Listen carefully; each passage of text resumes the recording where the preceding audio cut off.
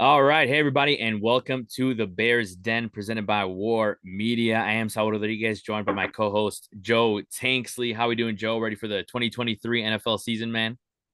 You know what? I'm ready to get to week one versus Green Bay. I feel like Oh, yeah. there's a lot of speculation, there's a lot of uneasiness, a lot of uncertainty, and I think a lot of those questions will be answered once the season starts. So, I know we got one more preseason game coming up, but I'm just ready for the games to count. Oh, yeah. I know. It's one of those things where it's like the preseason, I feel like it's always the same. You're excited for that first game, but once you get past the first game, it's like it's a little bit more of a grind because not a lot of the guys are playing. So yeah. Hmm. But we're back and ready for the 2023 NFL season. But before that, the Bears have one more preseason game. The Bears have lost both their preseason games. Not that it matters. But now to the important stuff, the quarterback controversy, I guess, for the backup job. We'll talk about that because I know it's a hot topic. Injuries to players like Tevin Jenkins and Darnell Wright have been more the negative light that has happened in the last week, as well as the lack of play by Justin Fields that actually was updated today as we're recording this on Thursday, August 24th. So definitely want to get your thoughts on that, Joe, as well. And we'll finish off with just some quick hitters on, stuff happening around the league like Dalvin Cook, Ezekiel Elliott, 49ers quarterback stuff. So we'll get this thing going. When it looked like the Bears were going to get out of the preseason without significant injuries. A couple of injuries to a couple of key linemen happened, in first round draft pick Darnell Wright, who left practice this week with an ankle injury, and Tevin Jenkins, who suffered a leg injury this week as well. His timeline for return is unknown. How concerning is this heading into the season, especially for a position like the offensive line? Because that's a position that the Bears have had issues with, just the quality of play. And obviously they enhanced that with Darnell this offseason in the draft. But and besides that position as well, there was an injury to Cole Kmet yesterday, but he came back today, and Coach Eberflus said that he is fine. So that's good. That's good news there. But yeah, what do you think about all these injuries and how it's going to impact the Bears kind of heading into the season? You know what? Ryan Poles, took it upon himself this offseason to bolster the offensive line. On paper, it looked like it was going to be much improved. But right now, as it stands with all the injuries, that line is decimated. And you got, you didn't mention Cody Whitehair having a hand injury. He was Mm-hmm. supposed to be the starting center. Mm-hmm. You know, and now that Tevin Jenkins is out, Cody Whitehair is just a hand injury, so he's moving the guard. Now Lucas Patrick, I guess, is slated to be, the starting center, but he hasn't really practiced all this Mm-hmm. year. You got Nate, no pads Nate, you know, that they just signed in the off season. So this is where a lot of the uneasiness and uncertainty, comes in because so much of this, of Justin Fields' development and his success is not really predicated, on him. That offensive line was a big part of that, and having a solid, offensive line is definitely going to affect his evaluation going into the season. Most people expected it, for him to have a big improvement this year. Some people even said, that he might be the MVP this year, or he could be an MVP candidate this year. I'm not willing to go that far, and it's you got to remember, when we talk about quarterback development, this stuff is not linear, and I feel like not having a solid offensive line is going to affect that, that progression for him where it won't be linear. It's going to be more up and down. And, with the way this fan base is right now, I feel like any downs are going to get, magnified that much more, because of it. But hopefully, we got a few more weeks to week one, and maybe some of these guys, get back. I'm not so sure how the injury to Darnell Wright is.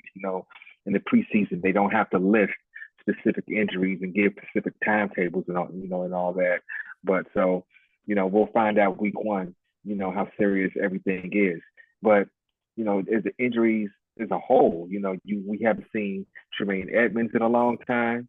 Jaquan Brisker is missing significant, practice time. Not Coleman, but Chase Claypool, sorry. Um, was out with a soft tissue injury. You got a list of very important guys, that the Bears need to, to have a successful, season, that are out who can't practice. And so that's where all that uneasiness is starting to settle in for a lot of us. Yeah, you're right. I think kind of like, as close as we are to the regular season, I think it's another thing too, is that if this would have happened like a month ago, it would have had a different, just a Mm-hmm. different feel. But I think kind of heading into it, it's a little different. But yeah, you mentioned Lucas Patrick. I think, that's an interesting one. And Eberflus did say as well, he's day to day. So hopefully it's somebody else that, because man, you just can't have all these injuries to all these guys, especially from that position as well. But another thing I want to ask you about was another big story, if you want to call it that. Just to give us something else to talk about. But the preseason QB battle with the backup guys, and that's Tyson Bagent has played his way somehow into the conversation. Maybe he hasn't, but it seems like he's played his way into the conversation. Even though many still say PJ Walker is going to start the season as the backup quarterback there. There's pundits that have said this is overblown. I mean, that's I think where I side most, to be honest. It's been 2 exhibition games that mean nothing. So some fans, are talking about how, because I've heard some fans talk about, oh, they got to protect Badger because somebody's gonna steal him. It's like, dude, like it is not that serious. Not to mention the NFL added that emergency quarterback rule now, so he can have that position if you're that worried. But what have you made out? What have you made from this? Honestly, what I call a goofy situation. You know what? I think that Tyson Badger has earned this. He's played well. He's looked good. He's been on time with the throws. He's been phenomenal. But he's also playing against the other scrubs too. and that, Exactly. and that's what we have to remember. He's also playing against the other team scrubs too. You know, and that's what it really boils down to. Does he deserve, a deeper look, a bigger opportunity? Sure, but to you know to say he's ready to be a backup and take on the backup role and be prepared to step in, you know, we'll have to see a little bit more than just the 2 preseason games against the scrubs. Um, I think that PJ Walker has not looked good, and this is that's on him, and he this is his fault. He's the Mm-hmm. veteran. He's the guy that they signed. He needs to be better. Mm-hmm. And I think that Eberflus and his coaching staff, they're not afraid to give young guys opportunities. And so, I mean, that's pretty much the way it is. Mm-hmm. He has to show and prove that he can lead the team in case Justin goes down, which he probably will. 1 or 2 weeks, he'll probably miss a couple games because most other quarterbacks do miss games in the NFL, and the backups have to play 2 or 3 games, in the NFL season. So, he has to prove that he can be reliable and be able to step in and keep the team in it. So I do think that it's worth giving Tyson Badgett a look, But PJ Walker played pretty well. He wasn't great, but he played pretty well with the Carolina Panthers last year. He won a big game in Carolina. With a late pass to DJ Moore. Against Atlanta. So like he's played. He's played. The Carolina Panthers were in the playoff stretch, and PJ Walker played. During that time period. So I think when the season starts, he'll be ready to play because he's a veteran. But Tyson Badger definitely deserves an opportunity and definitely deserves a shot. At that third emergency QB spot. Nathan Peterman is what Nathan Peterman is. We don't need to see any more of him. You know, what I'm saying? You can get rid of Nathan Peterman. You know what I'm saying? If that's what the decision is, Nathan Peterman and Tyson Badger, take Tyson Badger. I know, yeah, I agree. I think it's something we can all agree on. But I think a lot of people have also been saying that the Bears should just let this play out in the sense of hey, if they keep him at the emergency QB, that third QB spot, like let that be. Because it'd be a good thing if the Bears can develop their own quarterback just to see what happens, or if they can develop Right. them and be eventually be the primary backup, that's cool in itself. So we'll see what that situation brings up. But I know definitely on a more important topic, how do you feel about the lack of play that that Fields has had, in the preseason? Obviously, like I said, this has been updated now to the fact that he will start against the Bills on Saturday. So I'll shift it as to, do you think that's the right decision? What would you have done as a coach? because I think a lot of the ways that people have been talking about is that, are you on the side of let him get his reps in, not too many, but let him get his, some game time, or are you in the camp that, hey, these games don't matter? This is just another important year to Fields. Let him go out there on September 10th against the Packers. In general, how do you feel about this whole situation, and what would you have done, differently if you did anything at all with this situation? Well, here's the thing. I think people were upset that Justin Fields did not play against the Indianapolis Colts, and Mm-hmm. Matt Eberflus gave a pretty solid explanation as to why. Those practices, were well documented. Through numerous media pundits in Chicago, and the intensity of those practices. I think Fields even hit the turf once during those practices. With the Indianapolis Colts players being a little bit too reckless. Mm-hmm. During the team drills. And so I kind of got an inclination or a feeling that's probably was the reason Justin didn't play that game. I kind of feel like, the Indianapolis Colts were kind of getting a little bit too chippy and a little dirty. And Mm-hmm. so I think the coaches had a discussion and decided to leave him out the game, for that week. But I do think though that, that him playing against the Bills is the right decision. He needs game reps, and you know, football is a game that you get better at by playing it. Yeah. And being in game situations, and it's not as controlled as as the practice environment, and it's definitely the risk, of injury, but Patrick Mahomes is playing in preseason games. Mm-hmm. So like I think he has to play. It's interesting though because I would rather him have played against the Indianapolis Colts with a more solid offensive line than this piecemeal that we got this week. But Mm-hmm. he's got to get ready for week 1, and he's got to get those reps in. Yeah, I agree with that. And I think uh, also just like overall, even though it was only, 3 downs, but how did you feel about his performance in that first game where he just came out, first touchdown to DJ Moore, first over the, with Herbert as well? Like, how did you like that, as well as, obviously he didn't continue to play, but how did you feel about that performance, even though it's minuscule? Here's the thing: the Bears got some good stuff on tape. Mm-hmm. With those with those plays. They showed the ability, of speed and being able to take it to the house, which teams Green Bay is going to have to, game plan for. They got weapons who could run and get to the end zone. That's something that they're going to have to worry about, Mm-hmm. and I think he probably could have played a little bit more that first game, but Mm-hmm. I understand. I understand that, Getsy and Eberflus wanted to end it on that note with some success, 3 for 3, Mm-hmm. with points on the board. With points on the board, that's a good positive, you know. So I get that.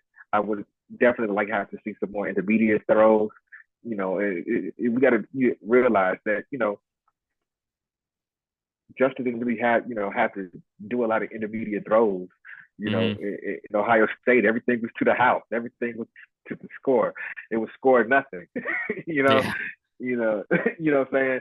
And so being able to to pinpoint those routes to the 5 to 8 to 10 to 15 yard range is something that he's going to be able to need to do in the NFL. Teams are going to you got to be able to read defenses and figure out what the weak point in those defenses are and how to get the ball to the right space. That's going to, improve the length of his career, and it's also going to put the Bears in a better position to win games. Yeah, no, that's true. And I think I'm sure you ask any quarterback, let alone Fields, if he wants to play all 3 games and all 3, I'm sure he'd want to play a large amount of that. But at the same time, I'm definitely see where where a lot of these coaches come from, where it's like you got to protect your players, especially in meaningless games. To where a lot of people always say, right? It's like, why even play these? We went from 4 games to 3, and some people are like, oh, like we should just get rid of all of them. But it's like I do also understand the side of like, other players are playing for a position, other players are playing for a job. these games matter to Mm-hmm. some positions. So yeah, I I, definitely I, see that. Mhm. I think it's a lot different now too. It's Yeah. because these back in the day when they had the 2-a-day practices and things like that, they kind of needed them because Hmm. guys weren't working off in the off season like they are now. They Yeah. you know guys guys will get out of shape in the off season, and you kind of have to work them back into shape. And nowadays this is all these they get paid millions of dollars, and all they do is take care of their body and work out and improve and hone their skills. And so, you know, I do think that today's athlete versus the past athlete. I mean, I'm getting off subject, but but we're talking about practices. Hmm. I think these athletes now are more finely tuned, Yeah. and that's what I'm trying to say. Hmm. These are finely tuned muscle cars getting ready to crash to one another, and you know, and it's when they're finely tuned, there's a lot that can go wrong at any instant. Anything can throw it off. These are not Chevy Silverados. these are not Ford F-150s. We got muscle cars. We got Ferraris. We got Corvettes out there. You know what I'm saying? Even the offensive linemen. These offensive linemen, Hmm. especially on the Bears, are like Bentley trucks. Like Yep. Nate G Davis. class, G wagons. Right. G wagons. You know what I mean? So like, you gotta kind of be careful with them. Hmm. No, yeah, you make some good points, and that's true. I mean, that conversation I feel like happens almost like every Major League Baseball spring training because of how many games there are. There's 30 games, and people are like, really, we need this much. With these athletes are and it's true. These athletes they're a different breed, but it's definitely a conversation I think worth having. I think every year when it comes to this time of the year. But moving on, I think to the Hey, I'm rest of the sorry. league. I'm not even really sure I answered the question correctly. It's just something that just popped in. Hey, you took us you somewhere know, anyways, Joe. You took us for a ride yeah, anyways. that was just something I guess that was just on my mind. That's just something that I had to let out. No, hey, that's Yeah. this we treat this right here as a little bit of venting for whatever it is, right? Whenever it comes to the game, so Right. definitely appreciate that. But you mentioned actually one thing you did mention though was the fact that the weapons that Justin Fields has, and uh, is there a possibility that we can add some more? Because the one of the things that I wanted to talk about when moving on to the rest of the league is what do you make of the latest on Jonathon Taylor, running back for the Colts, who asked for a trade on July 25th. Apparently, 6 teams have reached out to the Colts, including the Miami Dolphins and apparently the Bears as well. But no one has seemed to been able to meet the Colts' demands.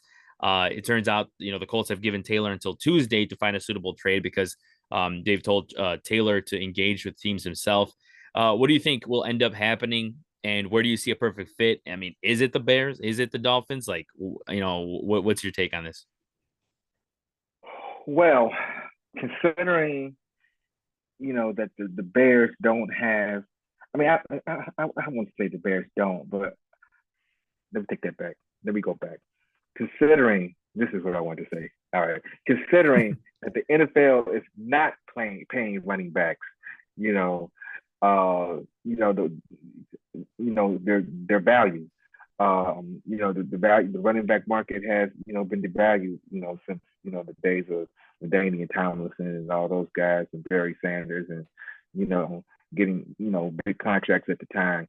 Um, and because you can find one, in the fourth or fifth round, you can find the Isaiah Pacheco on the late round, and he can, be a major weapon in the Super Bowl. You know, you can find guys to run the ball. Um, However, though, you know, a lot of times you can't find guys that are special. And I think that Jonathan Taylor, even though he had a down year, last year, but the Colts were bad last year. Not as bad as the Bears, but they were bad. And I do think he has a special talent. He does have special running ability. Um, and I do think that he's a player that's worth a big contract. I think the Bears have the capital to make a move if they want to. And I think Ryan Poles, with the way he's been able to manage the salary cap and the room that he has, because you're not going to trade for Jonathon Taylor unless you're going to, pay him. He's not going to want to come here unless he's guaranteed to get paid. You know what I'm saying? Some kind of money. You know what I'm saying? That's the caveat. The catch-22 with this. You can trade for him, give up the assets, but now you have to pay him. And I think, Jonathon Taylor is 24 years old. So the running backs typically, hit that wall around 28, 29 or so. So he has about 4 to 5 good years left before he hits that wall. And so, you kind of have to take it with that. Can you get a fair number? You know what I'm saying? I'm pretty sure with the money that the Bears have, and the salary cap is going to continue to increase. So I think they could do it. Will they do it? I don't know. It all depends on what the coach wants for them and what they're asking for. I mean, I'm not sure if we gave up a second round pick for Chase Claypool. I mean, yeah, right. Why he's been, very, pragmatic and practical and all those key words and, done his due diligence and, very frugal and careful. He did spend a second round pick on Chase Claypool. Could I see him giving up a second round pick for Jonathon Taylor? Absolutely. Do I think he should do it? I would do it better if it was a third or fourth rounder, but we'll see. Yeah, I get that. The weighing the options there is definitely, something that the luxury Bears have there. Because it's one of those things where I'm like, do they need a guy like Taylor? I wouldn't say they necessarily need. Is it nice? Would it be great to have a guy like Taylor? Obviously, anybody would want to take that. So, you look at the Bears running back core, with Herbert and Roschon Johnson, who a lot of people think could be the number one. Who knows? We'll see what happens in real games and real reps, but definitely have heard people raving about him. So we'll see what happens there. But it's gonna get fascinating, and it has continued to get fascinating because even as of right now, I got an update saying that was a notification I got with Colts deny Finn's offer for JT. So Dolphins continue to engage Colts in potential trade. But the Broncos and Bears are also interested. So this is something that is, still a long way to go, even if it's until Tuesday that it gets decided, but we'll see what happens. Some of the quick hitters I wanted to do before we go is definitely wanted to get your opinion. So just say, yes or no, whether you think this is going to happen and why or why not. So we'll start with Dalvin Cook in New York. Do you think Dalvin Cook will return to form with the new look New York Jets? I think that Dalvin Cook, was a big part of the Minnesota Vikings. I think he's going to have a chip on his shoulder. Aaron Rodgers is why he's great and has won back-to-back MVPs and done some great things in the league. He is willing to lean on the run game, to help get him a win. He's done it with Green Bay, and I think Aaron Rodgers is a quarterback that appreciates having a strong running game. Because being able to run the ball helps keeps teams off balance, keeps defenses off balance. So I do think Dalvin Cook could be solid with the New York Jets. Yeah, and I mean also just not just because he's on a different team, but it'll be interesting to see what he does on Hard Knocks because of course the Jets are on Hard Knocks. Right. So we'll see what kind of entertainment he brings there. Ezekiel Elliott has a new home. He's with the New England Patriots. He said this week, quote, "I'm a good fit." In your eyes, is he or not? You know what? I think here's the thing. Ezekiel Elliott is a weird dude to me, but I mean, I don't know him personally. I don't really know that much about him. Just when I see him, he just looks weird to me. But it's just me. But I think he's another guy as well. When he came into the league, he was a dynamic running back. He held out before the end of his rookie contract and got paid. And ultimately though he got he got his job taken by Pollard, a younger guy, in Dallas. They thought they liked him a little bit more than what Ezekiel Elliott was giving them. I think that Bill Belichick and that Patriots defense are going to find situations to use Ezekiel Elliott to the best of his abilities. I think right now, Ezekiel Elliott, I still think he got a lot of juice in the tank. He's still young enough. I still think he has his speed. I just think they asked him to pound a lot. In Dallas and running between the tackles a lot. And, it kind of warmed down a little bit. I think the New England Patriots. They got Ramondre Stevenson. And now they add him. With a change of pace. I think they're gonna have a good two-headed rushing attack in New England. And I think when you split the two carries between Ramondre Stevenson and Ezekiel Elliott, he's going to be successful because he doesn't have to carry the load and he can keep himself fresh. When you can see that juice again. Yeah, you're right. And you mentioned, that's what I was going to say is that he goes into an interesting position because it's not like the Patriots are just going to hand with the number one spot with a guy like Stevenson there. But at the same time, that could be a nasty duo if Elliott's even able to find half of what he had before and kind of find a groove. But definitely not fellow for sure from all the stuff that you always just see with Elliott. But man, if you could just put all that stuff aside and just play some good football, I think everyone will like that duo in New England. I think it will make them a lot more dangerous. The last thing I want to ask you about was the 49ers. They named Sam Darnold as their backup quarterback over Trey Lance. Not many believe Lance will be traded. Do you think the 49ers made the right move there? You know what? Here's the thing. I mean, all this is really is really the Trey Lance. I mean, they drafted him, with that high pick, and they put a lot on him. I think the injury that he suffered was unfortunate, and it's just kind of a big fall from grace. So Brock Purdy came in and was able to manage and help lead the team to win. I think right now, with Kyle Shanahan with that defense and the ability to run the ball and the weapons they have with Christian McCaffrey, Debo, and who's the other receiver's name? He's really good too. Ayuk, Brandon Ayuk. Ayuk, yeah, Brandon Ayuk. They got a lot of good weapons, and he can just kind of, throw those bubble screens and stuff like that we saw Justin doing. It's crazy when Brock Purdy was doing it, leading to the 49ers to the playoffs. It was great. Saying he's doing wonderful. He's awesome. Then we saw him getting the playoff game against the Eagles, and saw what it really was. Yep. Saying and that's the same team that Justin went toe to toe with.